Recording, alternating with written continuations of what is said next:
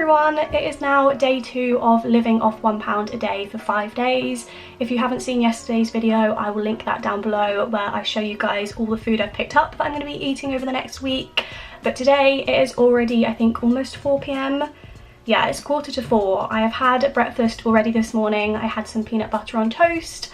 I really didn't fancy porridge this morning, which I'm a little bit worried about because I feel like I always go through stages with porridge where I just go off it for months, and I really don't want to be going through one of those stages right now because I'm going to be relying on porridge for quite a few of my meals. So fingers crossed I feel like it tomorrow, but today I just had some peanut butter on toast and I'm now going to make some lunch.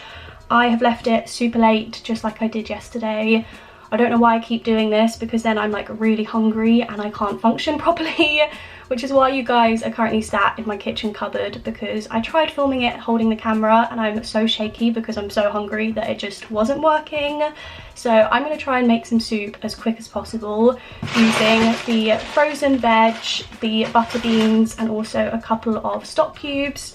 This is going to be my lunch for quite a few days this week, so I'm going to try and make a really big batch to last me. I'm also going to be using this half of an onion that I had in my fridge, which wasn't part of the ingredients that I picked up in that £5 budget, but this has been opened for a couple of days and I really don't want to throw it away. I feel like that would defeat the whole point of this challenge, so I'm going to put it in the soup. Kind of cheating, but I hope you guys can let it slide. So that is what I'm going to make for lunch with some toast, and I will show you guys how I make it. At the end of this video, I'm also going to put a breakdown of the nutritional value of everything I've eaten today, just to give you guys an idea of calories, proteins, fat, etc. that I'm actually eating during this challenge. So in here I've added 600 grams of the frozen mixed veg. I have chopped up that little bit of onion that I had left, and I've also added the whole can of butter beans. So I'm just going to top this with some boiling water and then also crumble in a couple of these stock cubes and just let that simmer probably for like 10 or 15 minutes or so. Normally with soup, I'm a blended soup kind of person, but I'm not sure how that's going to work with this. So I think for now I might just eat it as it is, almost like a minestrone, I guess. And then if I need to, I can always blend it up after.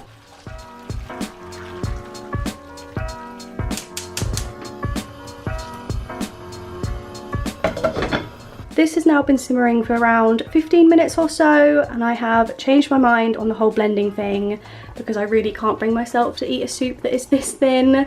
So I'm going to blend it up a little bit but still leave it chunky, so hopefully it thickens up but then still has all the vegetables in. That is what I'm aiming for, at least. We will see if it turns out that way. I'm not sure if blending it up has made this worse. I mean, it's definitely not the most appetizing looking soup. And it's now, I mean, it's definitely thicker, but then it's also lumpy, so I don't know if I should just blend it up all the way. I don't know. I mean, this is definitely not going to be the nicest soup I've ever had, but I'm hoping it will do the job, especially once I've dipped some bread in it. It can't be that bad. Okay, so it's now time for the taste test. This is what the soup looks like in my bowl. Definitely not the prettiest soup, but I'm going to give it a try. I've literally got some plain sliced bread here that I'm going to dip in. See if it's actually edible. To be fair, that is not as bad as I was expecting it to be whatsoever. It's got quite a strong pea taste, although I feel like the taste is very nostalgic. To me, this tastes exactly like some vegetable soup I used to have when I was at school. I think when I was maybe in like year 7 or 8, they would do soup in these like styrofoam cups. This tastes exactly like my school's vegetable soup, so it's definitely edible. I mean, it's not the nicest soup I've ever had, but I'm definitely going to be able to eat this. I'm not sure how filling it's going to be, but I've got a plan for some snacks that I want to make after lunch, so I will show you guys when I make them, and fingers crossed they go well because that means I'll have some snacks for the rest of the week. Final thoughts on that soup now that I finished my lunch. It was definitely edible, but am I excited about having it again tomorrow?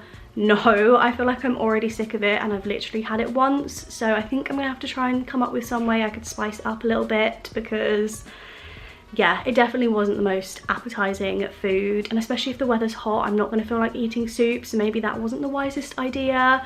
But I managed to eat it and I'm actually feeling relatively full, although that might be because I had 3 slices of bread with it. But now I'm going to make those snacks that I mentioned earlier. So I'm going to be making some banana peanut butter oat cookies of some description. I have found some recipes online for this, so they are definitely a thing.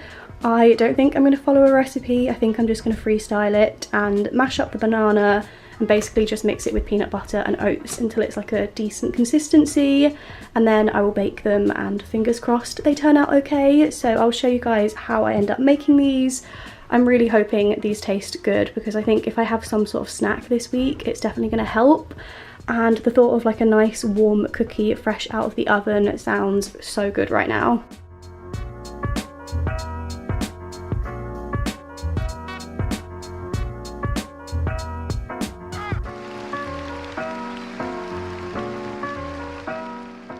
This is what the mixture currently looks like. I mean, it does look a little bit gross, but this has got 100 grams of oats, 60 grams of peanut butter, and then that one banana mashed up and all just mixed together. I feel like the texture looks okay, so I'm really hoping these turn out okay. I'll be very sad if they don't because I will have wasted one of my 2 precious bananas, so fingers crossed this works. I'm going to roll this into balls and then flatten it out on some greaseproof paper and then cook them for probably about 10 minutes or so.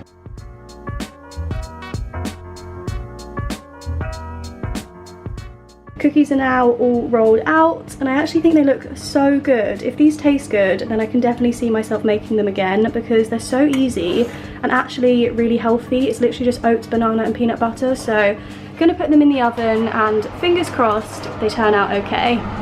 These literally smell so good. They still feel like a little bit soft in the middle, but I figured they would harden as they cooled, so I think they cooked in total for maybe about 12 minutes or so. Gonna leave these out on the side for about 10 minutes or so and then I will try one. Okay, so cookie taste test time. That is pretty good. It basically just tastes like banana bread. It's not like a super strong peanut flavour.